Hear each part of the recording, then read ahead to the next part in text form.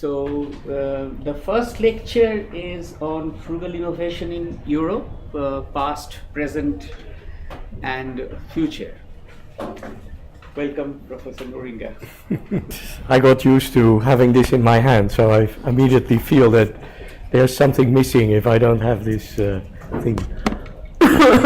Now, this particular lecture, in some ways, is the most difficult one for me. And that may be strange because, after all, I am from Europe.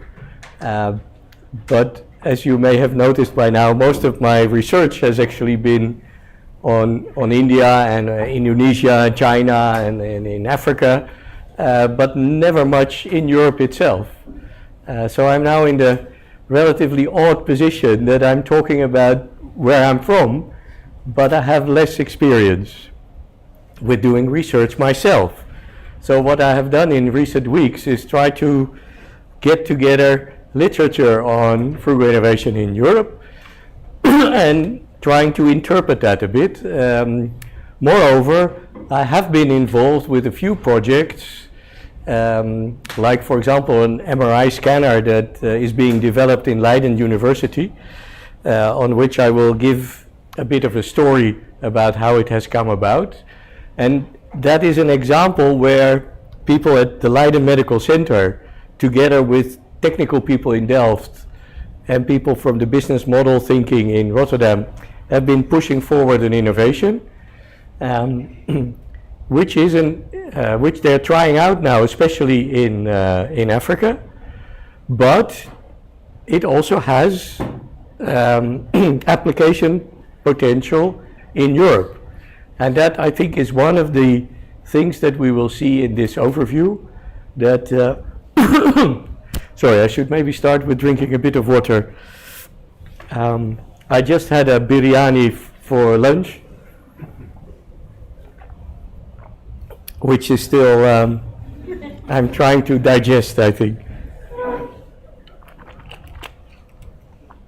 Right, now this sounds better, I think. Okay, so the introduction for this session, if we look at the past and the present, what we see a lot is what in the literature in Europe is called reverse innovations. That means innovations that were originally developed for the global south, so for Asia, Africa, Latin America, but then find application also in Europe. But there are also lots of innovations that are actually developed in Europe for Europe. And I will give some examples of both categories. The future is more speculative, of course, that's why it is the future after all. And there I want to talk about and introduce a little bit of theory also about how frugal innovations might become more mainstreamed in Europe. What would be the challenges, what might be the coalitions of people that are needed to make that happen. And then maybe later we can, more in the tutorial, we can also talk about to what extent that might also apply to India. But that, of course, is an even more open question. Right, so when we talk about mainstreaming frugal innovation, there are basically two possible trajectories. One is frugal innovations for relatively poor consumers, where either the consumers themselves also produce the innovations or they are produced by others, as we have been discussing.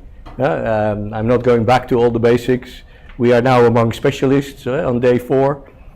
In the literature, this is sometimes called enforced frugality. So people have to be frugal because they have no choice. They just don't have the money to buy the luxury items. This is called enforced frugality. When we bring in Europe into the discussion, but also that would also apply to the middle class in India, for example, there is the issue of possible voluntary frugality. So then we're talking about people, and when I think of Europe, I see a new generation of well-educated and relatively wealthy people, students, ex-students, who choose frugal products, services, and lifestyles because they feel that they are a more sustainable option. So they could pay for the luxury sophisticated item, but they don't. It's a conscious choice, and it's a choice. That's the important thing. Okay, now the first bit of my presentation with the examples on reverse innovation, etc., are more around assuming enforced frugality, but slowly but surely I'm moving towards the potential for voluntary frugality. And of course these are two quite different issues in a way. You see that distinction, I'm sure? Yeah? Okay, good. Then I'm going to go to the first example. When I sent the presentation this morning, I later thought maybe these two brands don't make much sense in India because maybe neither of them are actually on the streets here. They are? Renault is?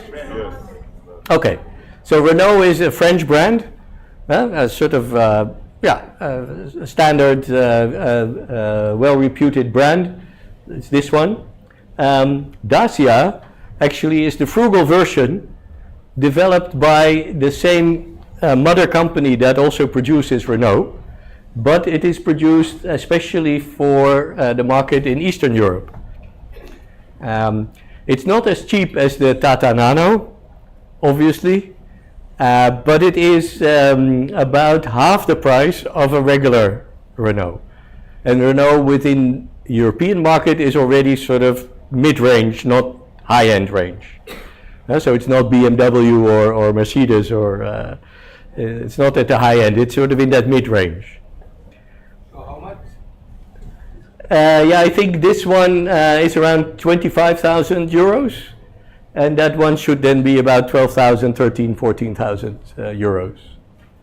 So what is the price of... 5,000 euros. Sorry? Minimum 5,000 euros in India. Yeah, okay. Well, but that is still half of this one. Is that like a Desire? This? Wagon or... Oh, the wagon. Alto. Okay. Maruti Alto. Maruti Alto. Yes. All right. Okay. Yeah, the small one. Okay. Yeah. When last week, I was in India with my wife on holiday, and then one of the challenges is how to get a driver and a car.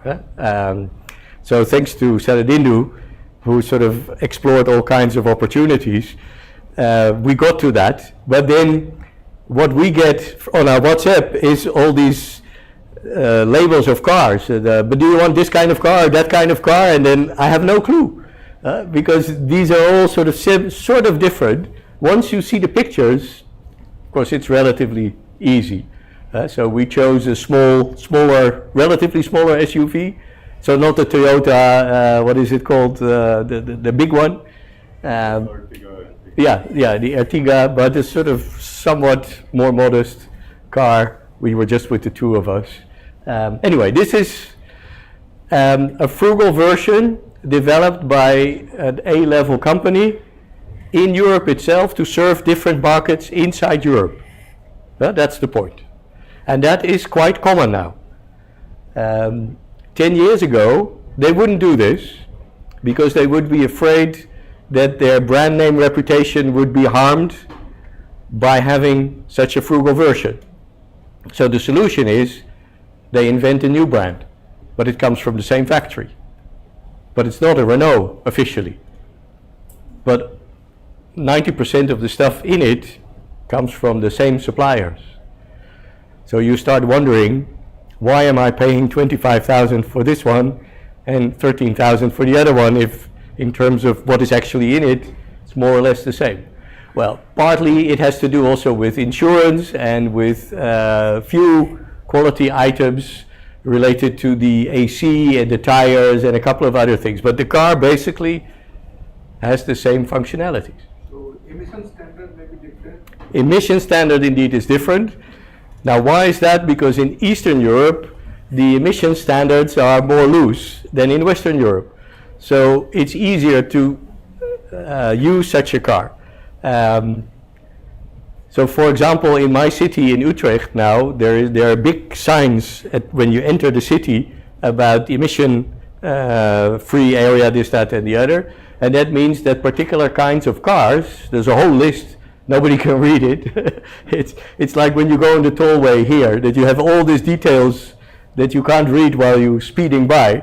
But we now have a list of different cars and brands, etc., that are allowed in or not allowed in because of their levels of emission. Okay, this is one where I want to talk a bit more about. This is a picture of a regular MRI scanner. Do you recognize this? I hope most of you have never actually had to go in one of these as yet. Well, most of you are young and healthy. I mean, I went in a few times during my life, but these things make terrible noise.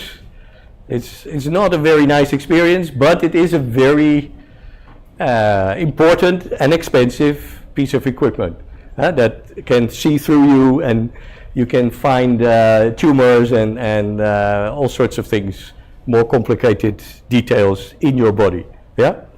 Now, this is the benchmark in Western Hospital, and most big hospitals in other parts of the world also have these. So the what is called AAIMS, All India, of course they have probably 4, 5, 6 of these things there. But if you go to a local hospital somewhere in rural UP, they won't have it. They would send you here well, in Agra they will have maybe one, etc. So this is the benchmark. This is the non-Frugal MRI scanner. Costs around 4 million euro a piece. And that is a very important part of the story here, 4 million euro is just the purchasing of it. More costs are made over time, well, you know this sort of stuff, is the maintenance and operating it. Because operating it and maintaining it requires highly skilled staff, and most of these components inside are also patented, so you cannot replace it with some locally made imitation, but it has to come from Germany or Switzerland or wherever. Yeah? So maintaining this kind of machine is also, I think, something like $500,000 a year. Yeah, so these are serious costs. Now, most people who go through an MRI scanner go for something relatively simple. The doctor wants to know whether there is something somewhere. But this machine can do much more. So it's typically an example of potential over-engineering, at least for 70 or 80% of the patients that go through it. This is the Frugal MRI scanner, which was developed by Leiden University in the Netherlands. As you can see here, well, you can see it more or less, these are all magnets, and that creates a kind of electrical field. And here I am on thin ice because I'm definitely not an expert on the technology here. Yeah? But what is important is that they can also develop images of the brain and in your arms, etc. Not as precise as the MRI scanner, but for most basic things, more than good enough. Yeah? Here you see the proud people that developed this thing, which is now being trialed, especially in Uganda.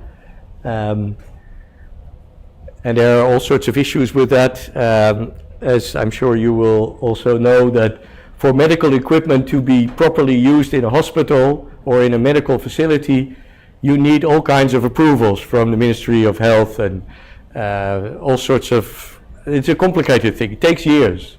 Now they're working on that now in Uganda, and Uganda has an arrangement with the United States in that everything that is approved for Uganda has to go through the same procedures as medical equipment for the US. So their hope and expectation is that if we can sort of pass the bar in Uganda, we would then go into the global market. Now, this scanner with a bit of thing around it is portable. Clearly that thing in the hospital is not, that weighs a few tons. This one weighs around 100 kilos, around 100 kg. So I have seen pictures of this thing in a van, in a sort of makeshift ambulance, where they drive into the rural area, and if there are situations where this machine is needed, they sort of allow people to take their turns. What this does in Uganda, where there are, I think, only 2 of the standard benchmark machines in Kampala, the capital city, what it does, it reduces the pressure on the capital city.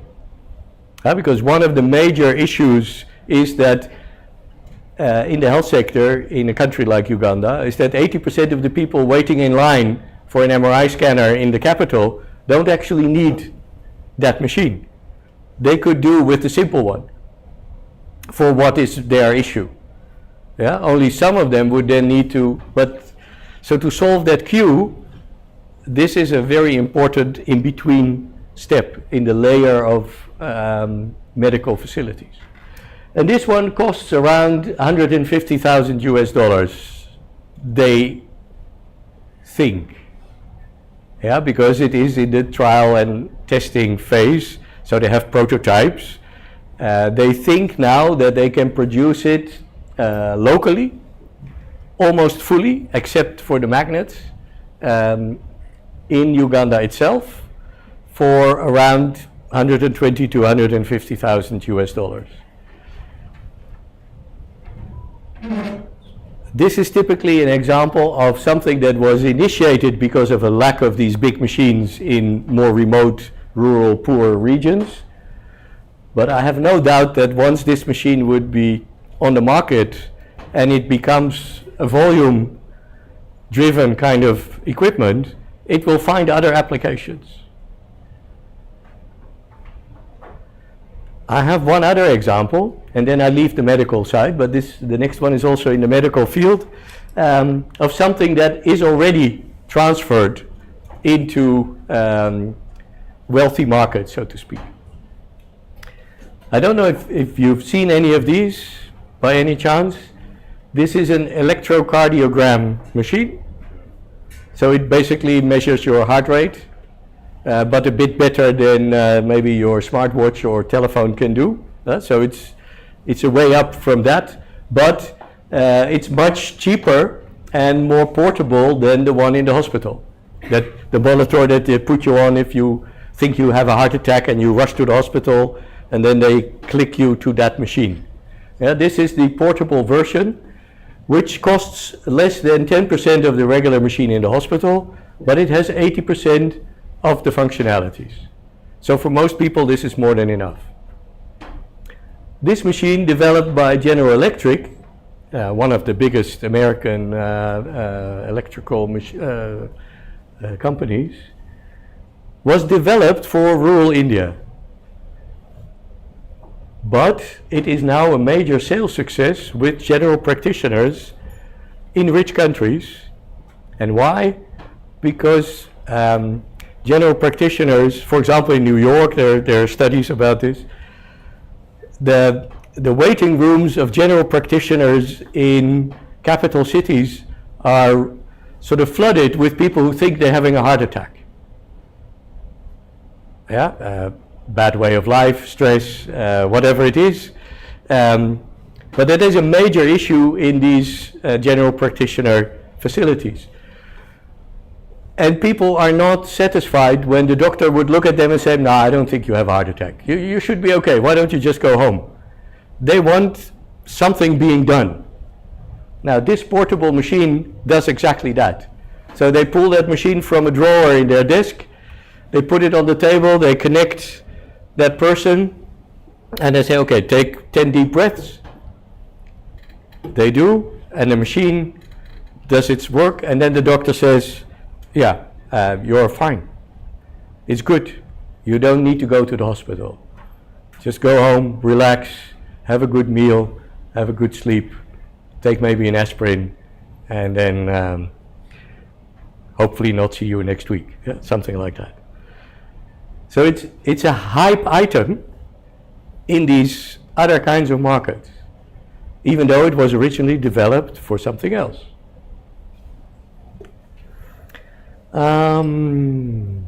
Let me see, what was my next example? Oh yeah.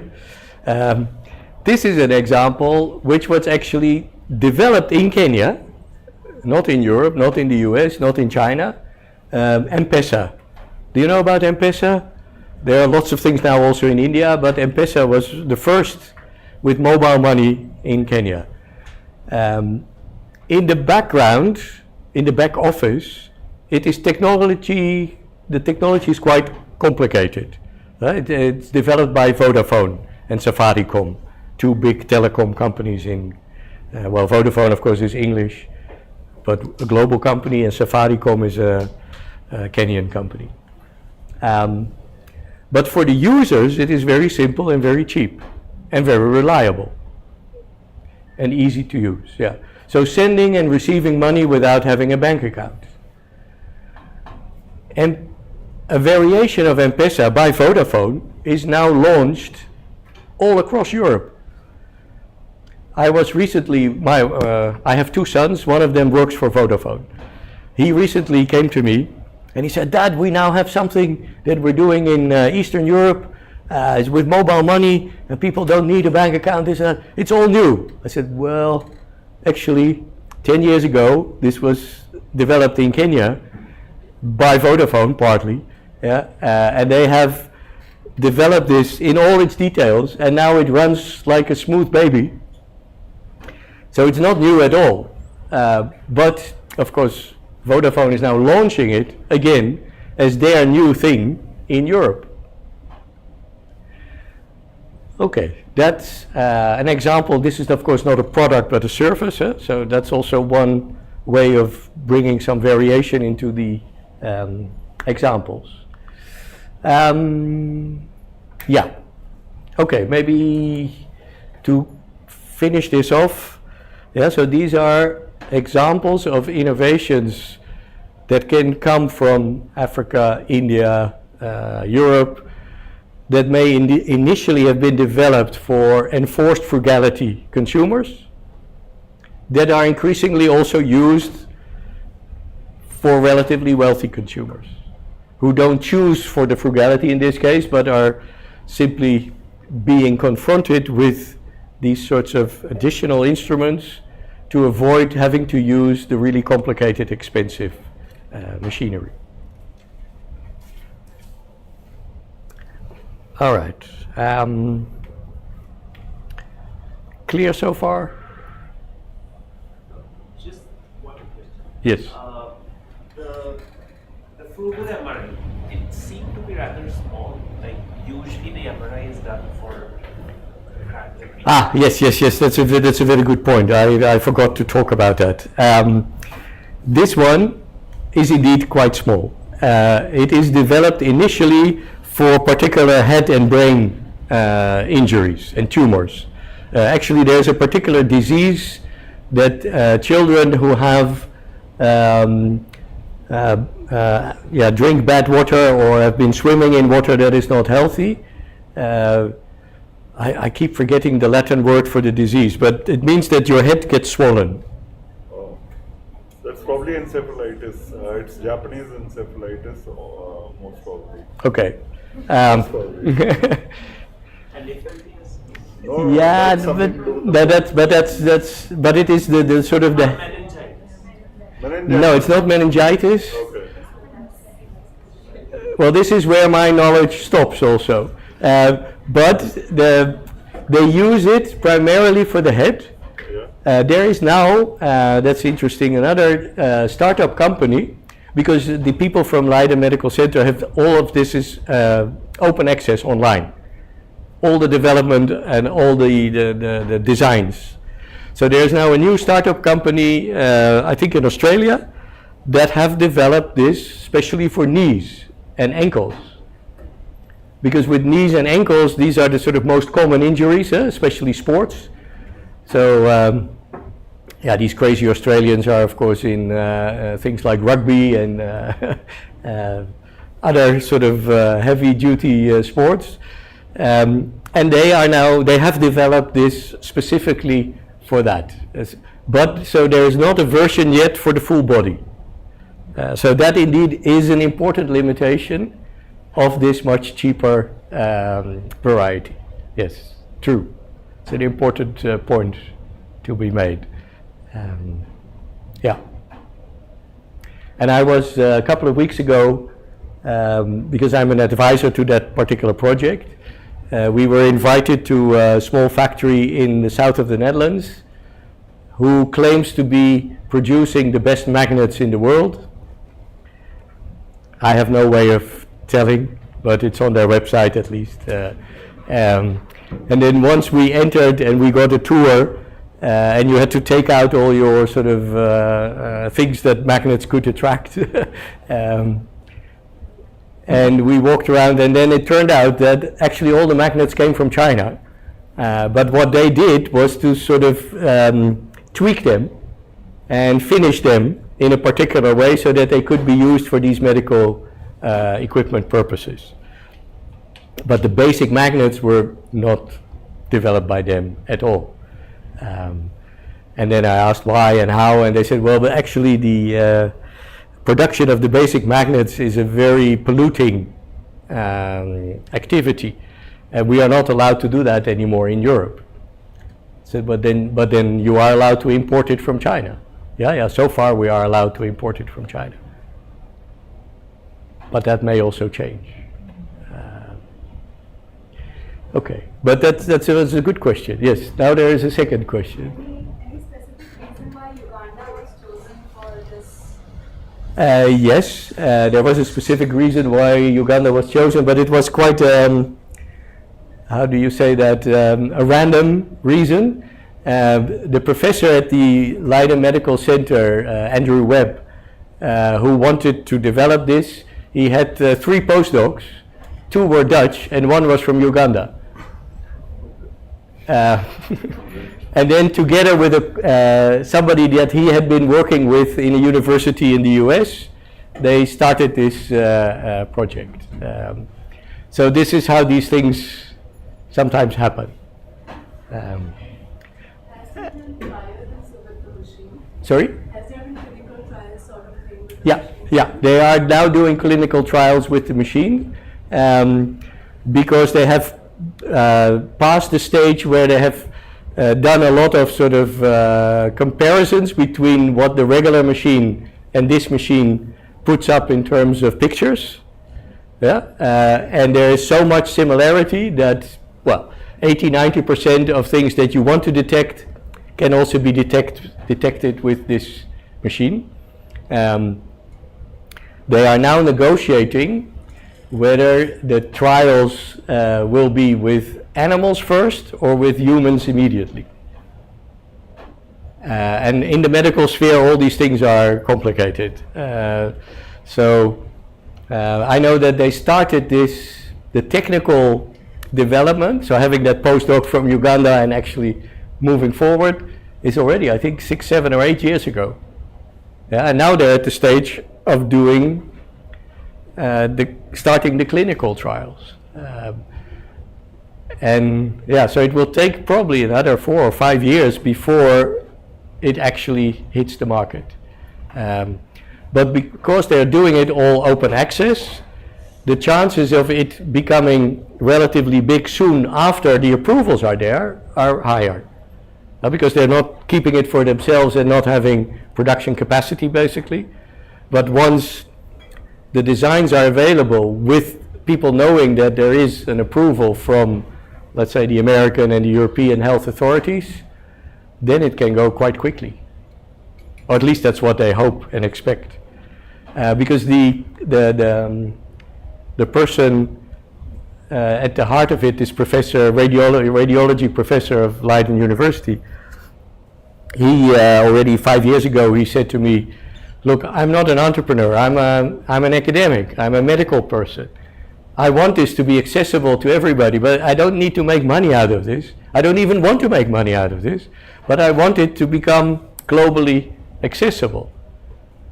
Well, it's taking 10, 12, 13 years before he reaches that stage. But the good thing is he is still full of energy and he's not about to give up. So, and he has two new postdocs.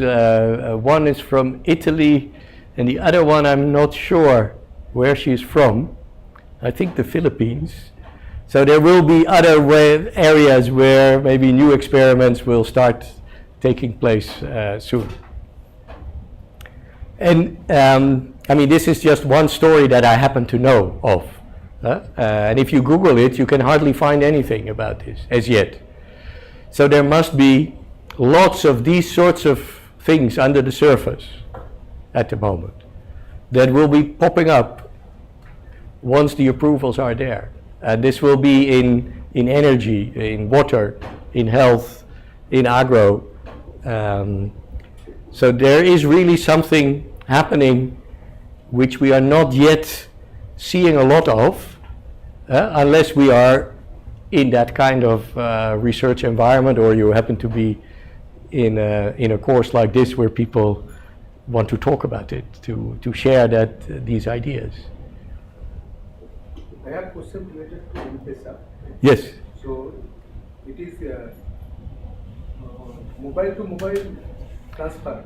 No, you go to a shop Okay. like this one. So any what used to be small grocery stores or things like that, they have the equipment that allows you, because you need only an SMS code and a message to send. So you send it to another shop somewhere. Usually most transfers are from the city to the rural areas. So people working in the city transferring money back home. So they go to a shop like this, and then seconds later a relative in a shop, an equal sort of small shop in that village with that code can collect, and that means that that person then gets the cash from that shop for that mobile money. So it's really sort of, it's cash to cash basically, but with mobile in between. The shopkeepers are And the shopkeepers are the linking pin, yes, yeah. And there is not account to account. no, because most people don't actually have accounts. That's the point. These are all, in a sense, they're all one-off transactions. So people don't really have accounts usually. In India, we are having UPI. Yes. Account to account. Yeah, but that's a different system, even though of course it uses probably 80% of the same technology to make it function. And only the last mile delivery, as it is called in this sort of environment, is different depending on the context. There is now also a new version in other parts of Africa, especially South Africa and Nigeria, where you have an online account, not with a bank, but with the sort of the M-Pesa kind of provider, so the telecom company basically. You can have your wallet, e-wallet. Yeah, and then you have an e-wallet. And there is now also, there are other variations like M-Kopa and M-Insurance and stuff, where through that same system you can get an insurance on your crop as a farmer, or you can do other things. So the system is getting expanded.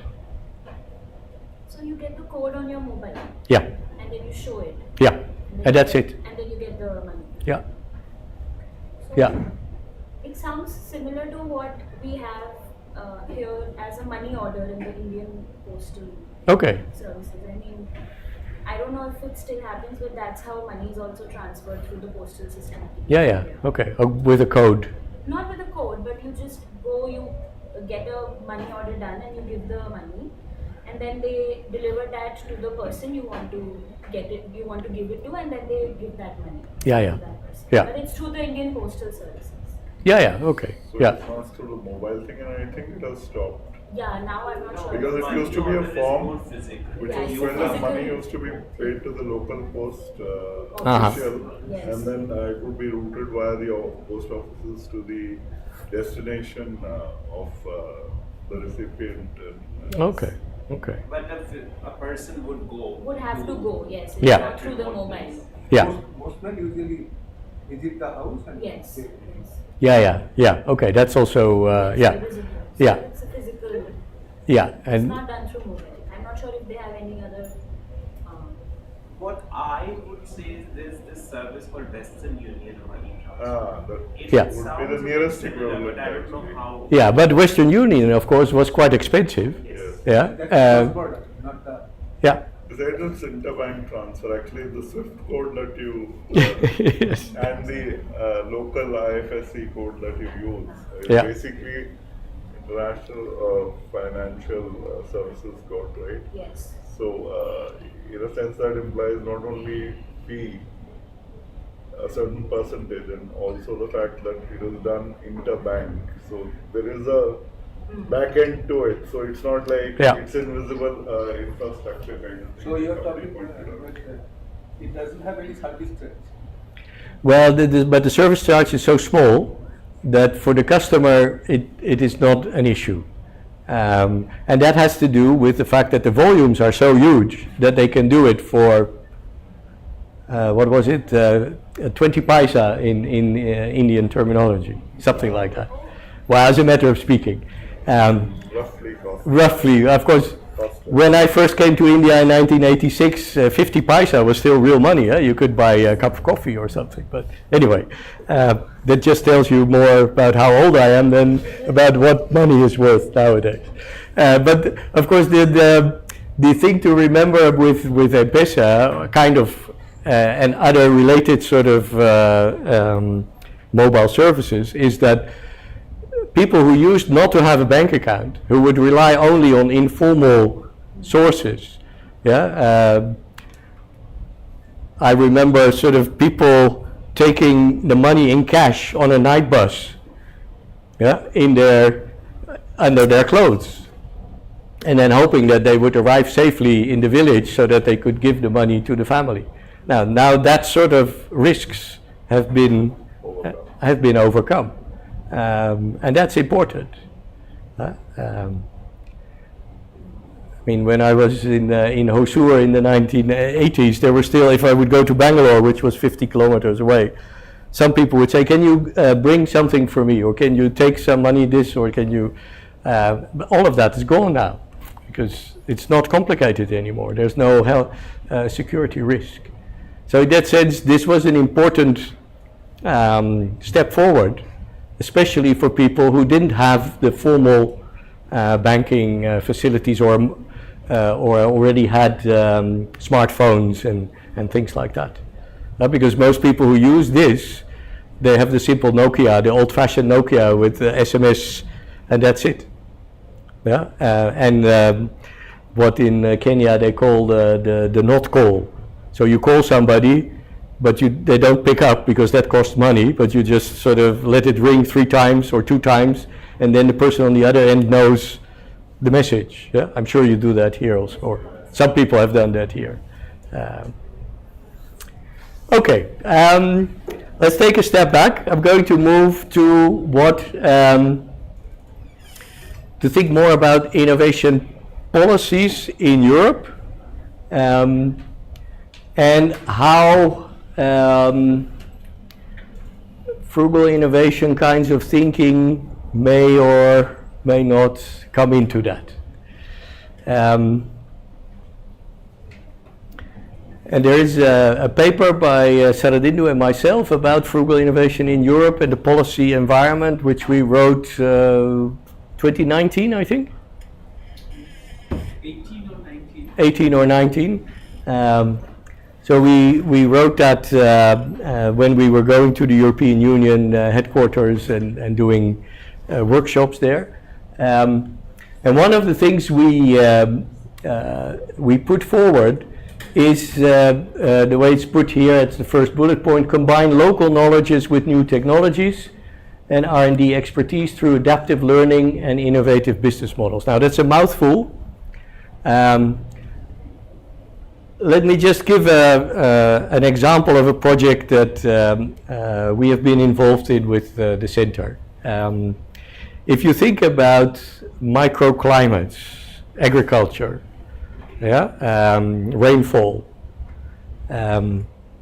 what is happening is we see an avalanche of satellite information, big data about climatic conditions, which is very important as a sort of top-down kind of way of knowing what's happening on the ground. But there is still a gap in the sense that if you talk to local farmers with 2-3 generations of experience, they will be able to tell you, yeah, but there's a ridge here, and at the other end the rainfall is such, and then there's this. So these microclimatic conditions at local level are still important.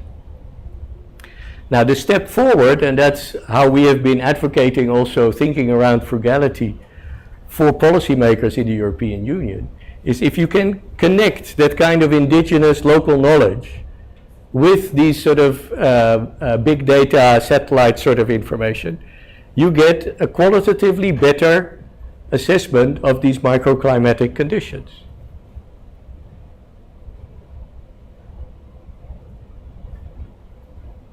Yeah? I see people nodding. Okay, good. Because that's good, and I believe you by now, because I know you would otherwise raise your hands to question it.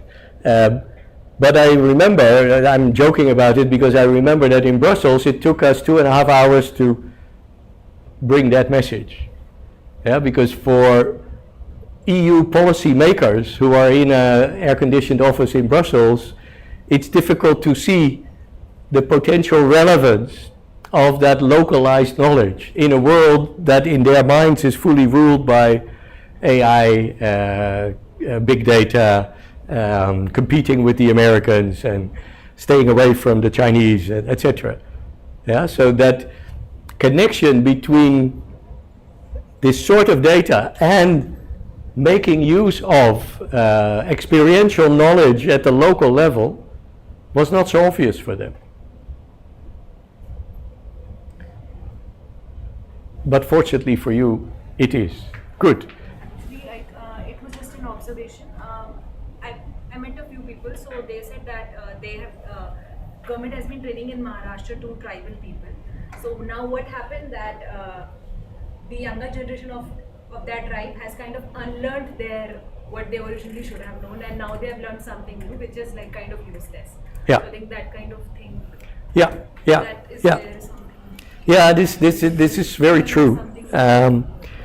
When we discuss with farmers in the Netherlands, yeah, what we increasingly realize is that with modernization and with using, let's say, the newest tractors coming from the United States, which are actually meant for large properties, while in the Netherlands the properties are much smaller, the land is more open, so the tractor will have difficulty to operate, so they need to reduce the water in the land, and that has all sorts of consequences, etc. So this unlearning in an attempt to try to become modern, yeah, is a real issue in Europe more generally. Yeah, it's a very important point. Okay, so what we also try to do in that paper is to say what actually do you want to achieve with innovation? And there is an image in the European Union, in the bureaucracy, in terms of we have to keep up with the Americans. If they innovate something, we also need to do something, or we need to do it better or faster, or and by doing that, Europe is actually not making use of its own strengths. Yeah. And it's forgetting a number of things that are much more important in the European setting, as they are in other parts of the world. So we have been arguing that reducing over-engineering could be a target for an innovation policy. Try to stimulate people to actually come up with something that is simpler than what is already there. instead of coming up with something that is even more complicated or sophisticated. Now, this was another message that created a lot of sort of stares and people looking at me like, huh? Where are you coming from? Are you serious? I said, yes, I'm serious. Because making things simpler is actually quite difficult. Yeah? Making them simpler and effective and functional. And therefore also maybe more sustainable and circular, etc. Oh yeah, oh yeah, oh yeah. Yeah, so these are not easy things to sell, but they are important to put forward, I think. The next one has a different entry point, but it's also about trying to think differently about innovation, and that is to involve lower income innovators and lower income consumers and citizens. So all the discussions we had earlier this week also about co-creation, involving communities in the design process, all of that. In Europe, people pay lip service to this, but they don't do it. Yeah, maybe towards the end they ask a panel of citizens, so-called citizens, yeah, usually students at a technical university, who are invited to come, and they get lunch and some drinks, and then they show the innovation and they say, do you think this is useful? This is a good thing? Yeah, no, everybody happy, and that's it. Yeah, so this is not serious in terms of trying to involve what communities themselves think they really need and adjust your design to that instead of the other way around. Yeah, in the Dutch discussion, this is called technology push. So we push our designs and we assume that people are happy because it's the best we could do. And we haven't really thought through what it is that they need most. It sounds so simple, but if your mindset is to compete with the Americans and to have the best and the more sophisticated and more expensive new thing, then your innovations actually are going in a completely different direction. So the final thing that we had discussions on was with a focus on adaptation, simplicity and functionality, that good enough instead of optimal practices is what you could aim for, enhancing the resilience and increasing the speed of local innovation processes. How many of you are studying in engineering kind of things? No? Because in engineering, optimization is the sort of the first and the last word in the whole degree. Yeah, often. I mean, I'm not overgeneralizing, but optimization is so fundamental to engineering and sciences that thinking about good enough is almost unimaginable. While if we think from our frugal or frugality perspective, then what we are aiming for actually is good enough, not optimal.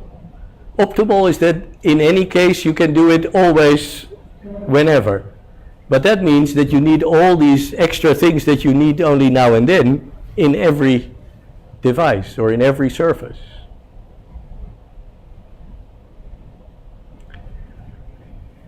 I think, Sharadindu, this is much easier explained to this audience than to the people in Brussels. Huh? Do you remember some of these workshop discussions?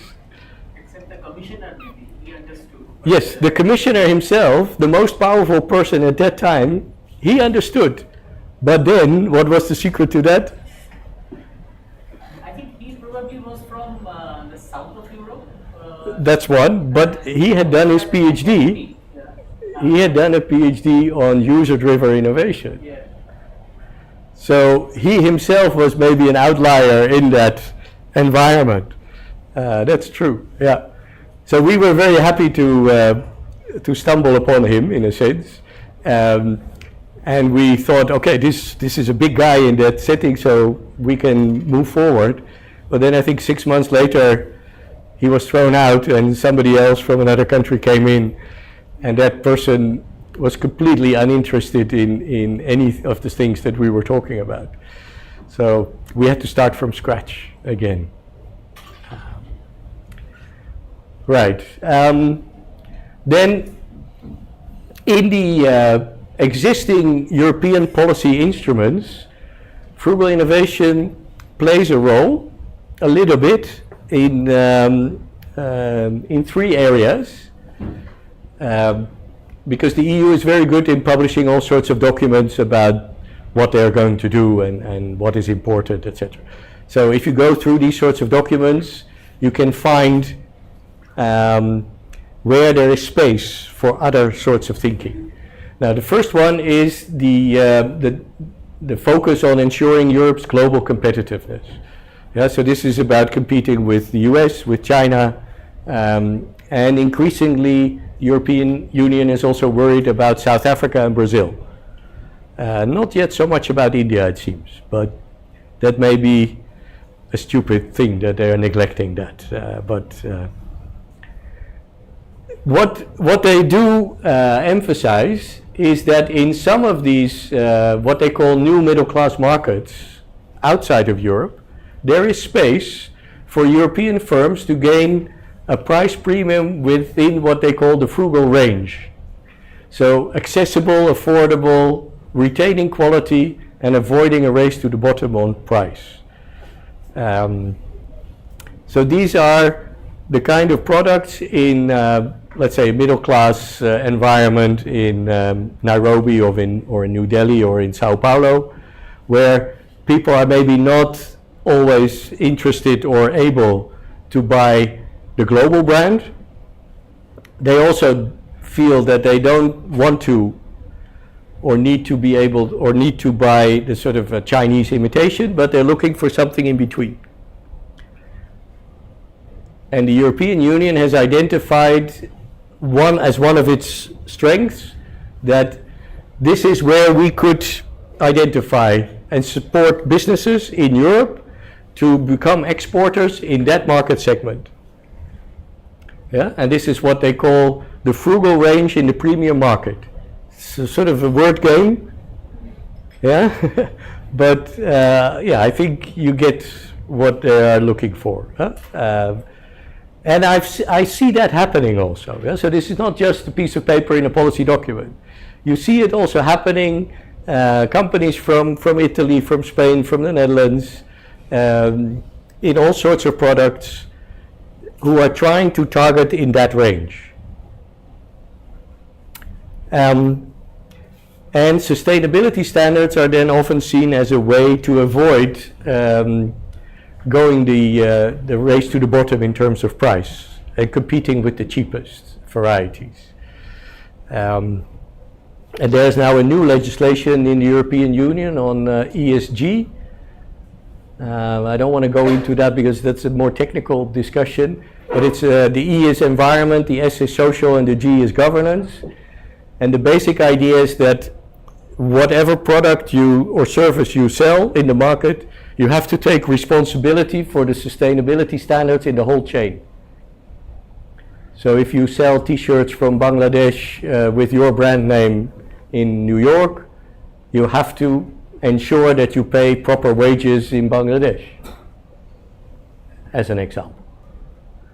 Now, if that legislation actually comes through, and it's sort of at the verge of coming through, but it's being watered down with all sorts of exceptions and this, that, and the other, then sustainability standards will be an important way also to distinguish European products in such markets. A different question, of course, is whether consumers are willing to pay extra for such a standard. For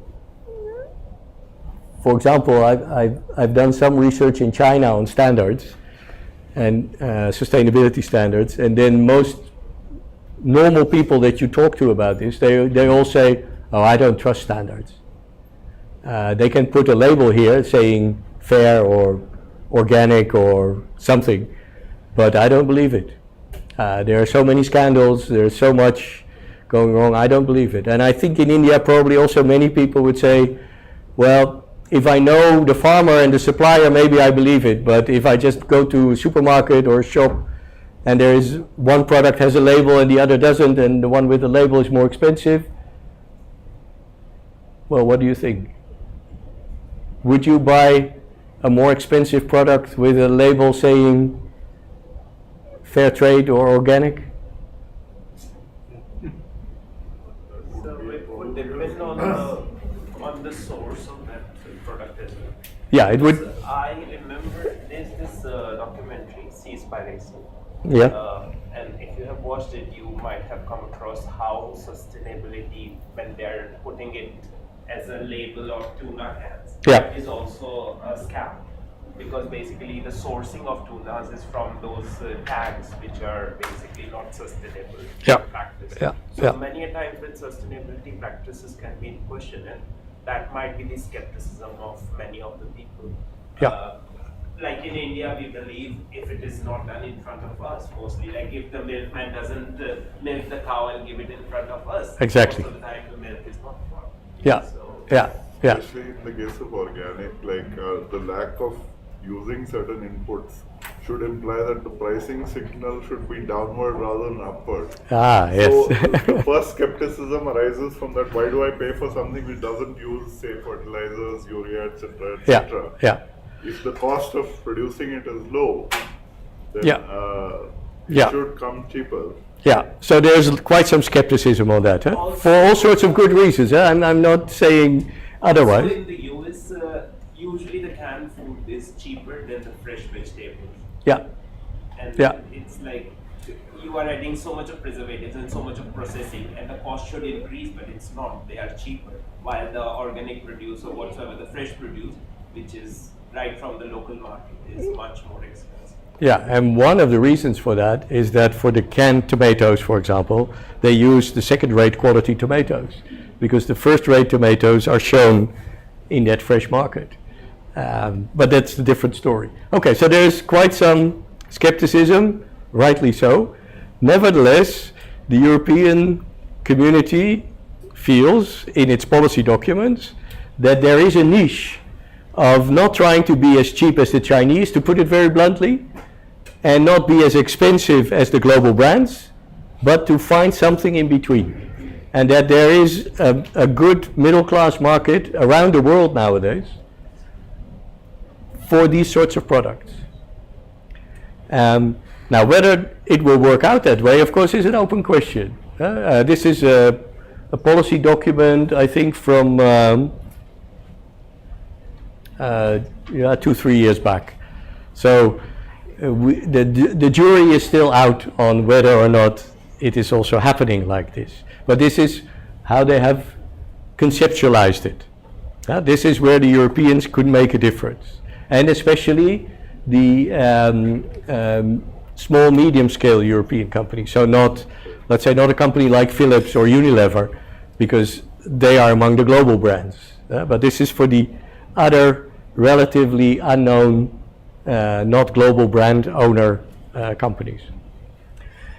Another big thing in the European setting is what is called mission-oriented innovation. I don't know whether that is familiar to you, but it is basically about the idea that you don't just let innovations happen here or there, but you try to formulate real goals and you try to direct your innovations towards these goals.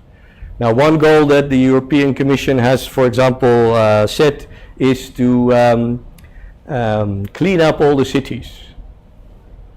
The air in cities, but also the water quality in the cities in Europe. So before you start thinking, something is coming, this is for Europe itself.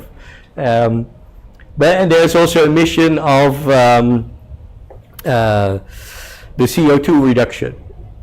So an emission-free Europe in, I think, 2035 or something. Sounds unimaginable, but the whole idea of a mission, and they got that idea from the mission to the moon, that is used as the example here, that you try to set a target that seems almost like impossible, but if you then get everybody to start thinking and innovating around that idea, you can create a kind of dynamism that makes it possible. That's the basic idea of mission-driven development and innovation. And that means that in their terminology, that you enhance the directionality of innovation. So that means, while in the past, any kind of innovation could be subsidized, yeah, you could get subsidies for, or but now they would say, yeah, but to which mission does this contribute? And then some innovators say, I don't know, I don't care, this is my innovation. I say, no, sorry, that's not good enough anymore. Is there any authority to just figure out the motivation behind the innovation? Sorry, Like a screening or Some sort of screening is there. yeah, so there's Consider it as a missionary. yeah, so it has to be related to a mission. So there is much more screening now about. So where does this innovation where is it going to take us? What is the directionality in the language of the European Union? who is doing this screening? The screening is done by, in principle, the European Union. But of course, the European Union doesn't have many staff, so they hire consultants.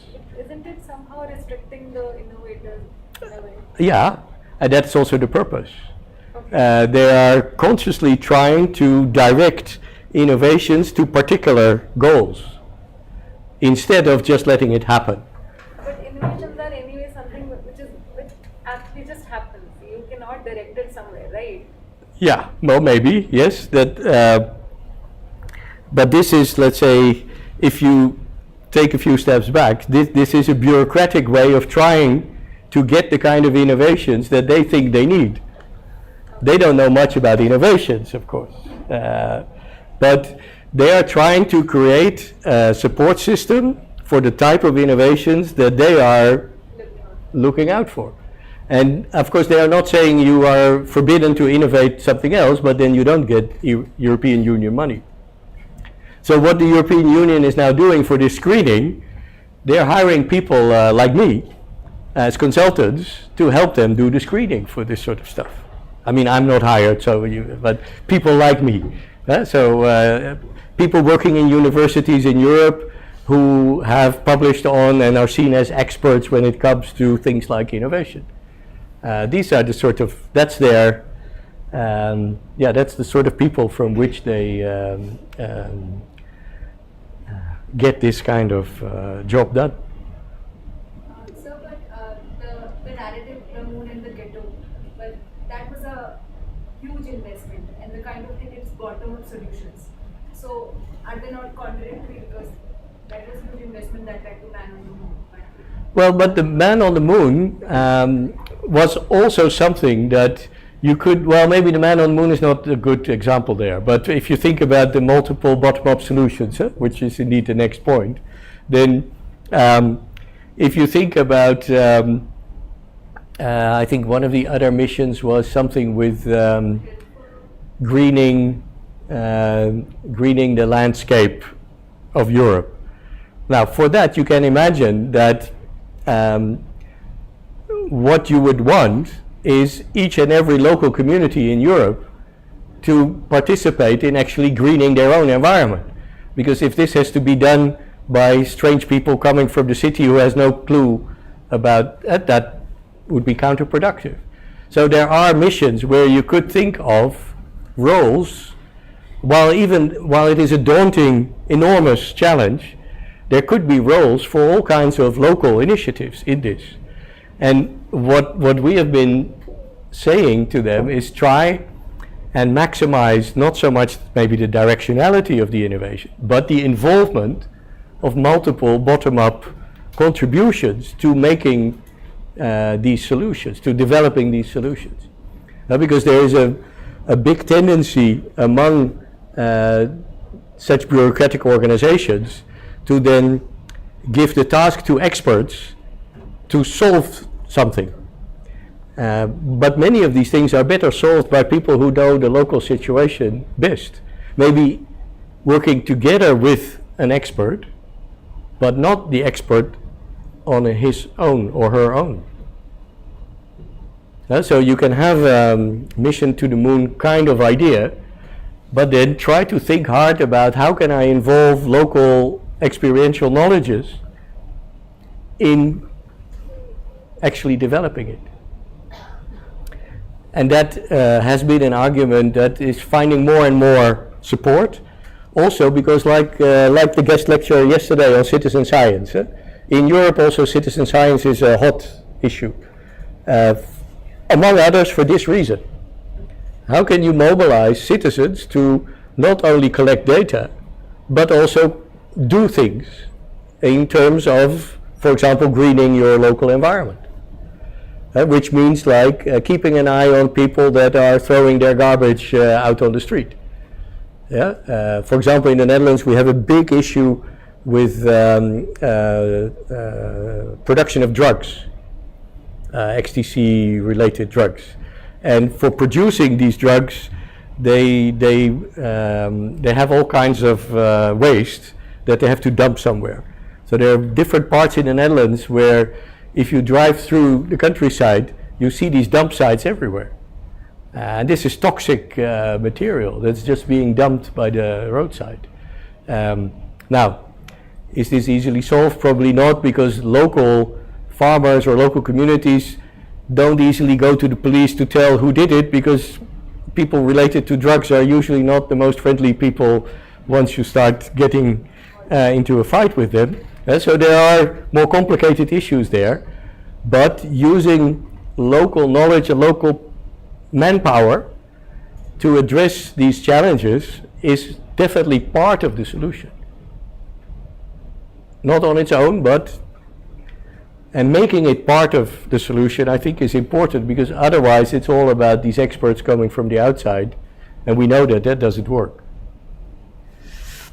Okay, the final point where frugal innovation has been mentioned is what is called the structural funds in the European Union. And structural funds are meant to reduce inequalities. This is sort of a political thing in Europe that this is basically about what in a previous round was called backward areas. So areas where the average income and average level of education and health, etc., all the indicators are much lower than in other areas. And Europe is full of these sort of areas also.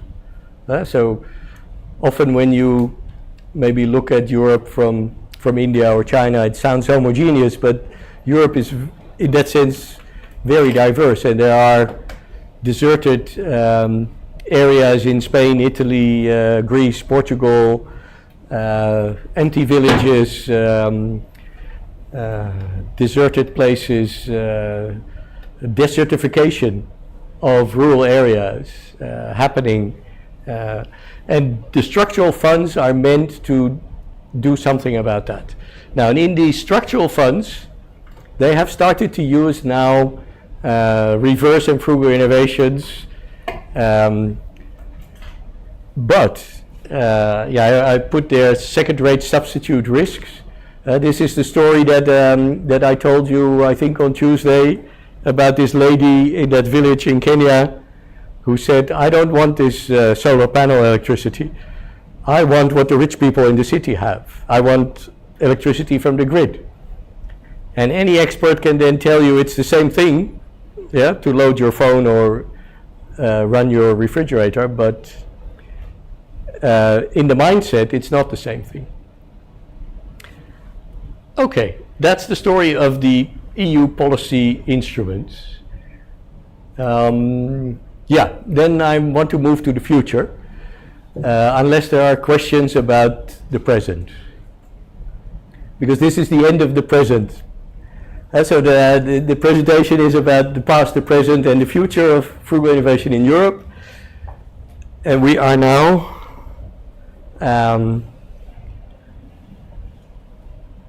at the point where I can move to the future. But we can also maybe have a break, or in 15 minutes we can take a break. Good. You see, somebody is in charge here. That's a good thing. All right. So, are there any other questions about this? Or shall I make a beginning with the future? And then we can chew on that while we have the tea and the coffee. Yeah?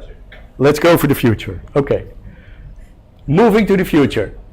And thinking big and ambitious. how to bring frugal innovation into the mainstream of sustainability thinking, and assuming that sustainability thinking is the future. Because otherwise there isn't a future, after all. I'm taking big steps now. Now, if we accept that as a sort of way of thinking, the future, of course, is speculative. How do norms get established in society would then be a question we need to think about. If we think frugality is a good norm, and it's a normative concept, if we think it's worthwhile to promote the idea of frugality, how can we get it to become more a norm in society? Who leads and who follows in making that happen? What kind of coalitions are needed to push for this?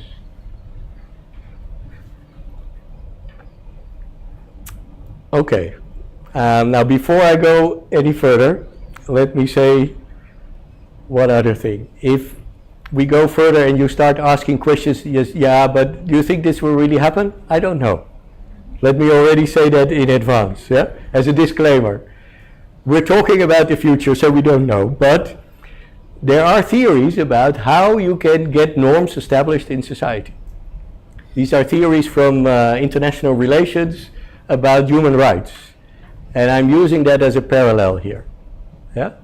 So I'm trying to take you with me in trying to think about how this might happen. How likely this is, I don't know. Okay, this theory is called the norm life cycle framework, and it has basically 3 stages. Many frameworks have 3 in them. That's academics are always happy with division in 3. Stage 1, stage 2, stage 3. The first stage is about norm emergence. How do new norms start coming about?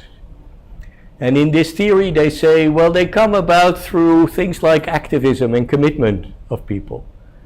People who are really eager to promote something. Like Sharadindu and I are trying to get people to think about frugality. Yeah?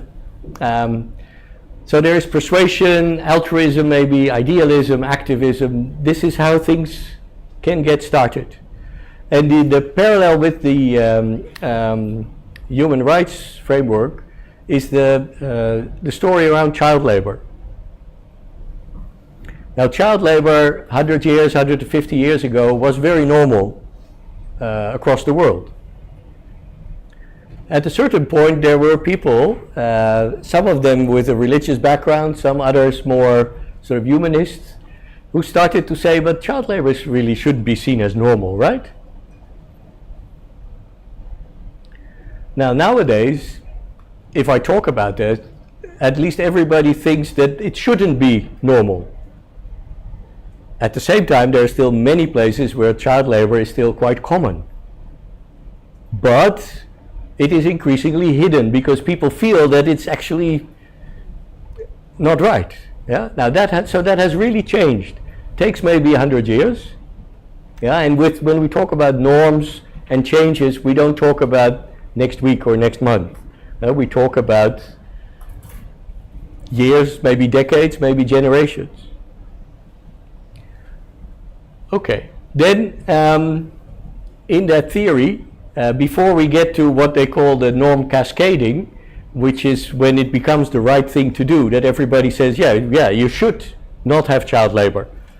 There is what they call the tipping point, when there is a moment in time when you suddenly start seeing that, okay, until now people said, yeah, sure, child labor is normal, and then it starts changing in the media, we would say nowadays, or on television, or in politicians starting to talk differently about something. Then people are thinking, hey, wait a minute, there's a tipping point. Yeah, maybe I don't want to use the example of Trump again, but maybe Trump is a tipping point in terms of norms about international relations, etc. And that maybe is a good example in the sense that this doesn't necessarily mean it gets better. bad norms can also become established in society. Yeah, it's an important thing to keep in mind. Of course, we want to think about this as the good things are becoming more the norm, but for that framework, either way is possible. Yeah. So in that sense, maybe Trump is a good example to mention again. So the norm cascading phase means it becomes the right thing to do. Everybody claims that they are doing it. This is, for example, with the corporate sector and issues of sustainability. All big companies nowadays have sustainability reports, and they claim that they do CSR and they do this and they do that, and lots of people are skeptical, and for good reasons.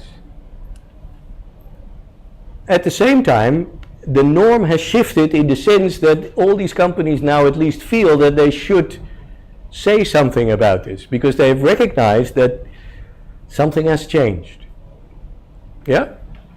Now then, when you go to the third stage, internalization, that's called, then things become consolidated in law and policy, and it becomes the minimally accepted legitimate behavior. So once, for example, with child labor, when there's not only a law against child labor, but it's also implemented.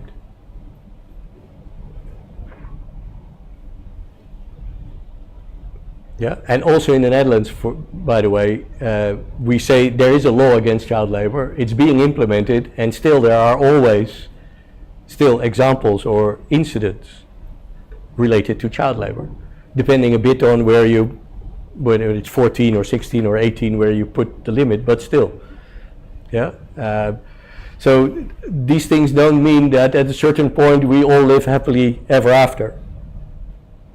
Well, it's not like that, unfortunately.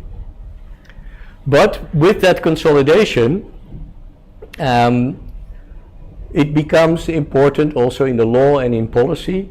And one thing already about what comes next after the break is that one of the things that you can take from this framework, if you accept it in how it runs, is that lawmakers and politicians actually come at the end, not at the beginning. They only become active when they start sensing that the mood in society has changed on a particular issue. And then they want to capitalize on that. Yeah? Now that is important if, for example, we have been for some time thinking that if we can change the policymakers to think about frugal, that would help. This framework has started me thinking that maybe they will come at the end, after all the work has been done, with a good coalition of people to push for that norm to move from emergence to cascading. And when I did this particular slide a couple of weeks in Kenya, a couple of weeks ago, then I was halfway the story and somebody raised their hand and said, "So where is frugal innovation now in this framework?" And I said, well, it's somewhere in the emergence stage. That's not, it hasn't reached the tipping point, I think. Well, maybe maybe in this classroom, yes. But this classroom, of course, is not the norm-setting entity in this society. And then that person said, okay, yeah, but then there's still a long way to go. yeah, there is a long way to go. Is it time for the break? This would be a good moment, I think. 5 minutes? Yeah, you can take 5 minutes. Okay, I'll take 5 minutes. This one you already know. This was also an earlier slide to talk about the different motivations that different innovators have, and that firms want to make profits, penetrate markets, NGOs, social enterprises want to address societal challenges, and individuals in communities, the grassroots sort of innovators, usually develop innovations to address their own bottlenecks. So they're in it for different reasons. They're also facilitating actors if we think of making frugality, frugal innovation more a norm in society. First of all, researchers, so people like us, who should, and this is maybe what we haven't done enough yet, critically analyze where and when these frugal innovations are more likely to contribute to more sustainable outcomes. Yeah, because we can just say, oh yeah, it's wonderful that these innovations are here, but what we haven't done enough, and I've talked about that on Monday, I think, is to critically analyze, does it really make a difference, these innovations? Have we really tried to analyze whether the Miti-Cool refrigerator or the Jaipur food or whatever famous examples in India, how many lives have really been transformed by this, if any? And I'm not saying that it is a no, I'm just saying that we haven't done enough yet to convince people that would say, wow, frugal innovation. So our evidence is more the persuasion and the stories and commitment and idealism, and not yet enough cool evidence. Yeah? But of course, the more PhDs on this sort of topic, the better, because that's what brings the evidence. Yeah? So you are in the front line, those of you who are doing PhDs in this area, of developing that knowledge base, that evidence base, and don't feel bad if your thesis actually turns out a case where there is no impact, because that also we need to show, because the skeptical people will never believe it when we only come with positive stories, like with labels and standards and things. Yeah. So we have to be critical of ourselves. Educators, spread the message among students, business schools, engineering, wherever, design and social science and humanities. Then a very important new category, when you think of the voluntary frugality people, the early adopters.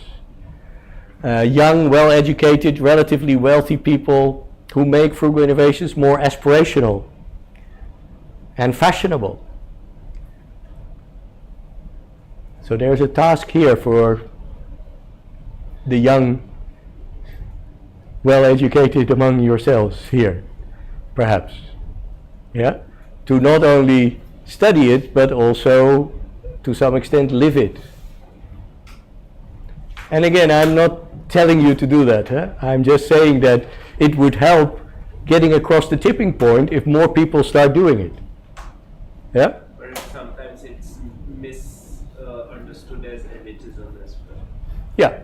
Sure. Okay, then finally policymakers that may help building coalitions towards norm tipping and norm internalization, with the comment that policymakers usually only start moving once that tipping point has long been passed. Yeah? There is, however, one policymaker in the Netherlands that has helped us already for a number of years, who sort of connected to this idea really early on, and he is supporting us where he can, but he's a loner still, yeah, also in his own environment. Sometimes he invites me for lunch, and then there are 3 or 4 other people that he tries to sort of, yeah, you should listen to Professor Peter about this. And then sometimes 1 or 2 of them halfway to lunch say, yeah, maybe there's something to it, yeah. So you feel a little bit like a preacher in trying to spread the message. Okay, so these are the categories of people involved in potential coalitions. I think it is now exactly 4 o'clock. So we have a break, and then I will finish this story of the future with a question mark. Yes? Okay.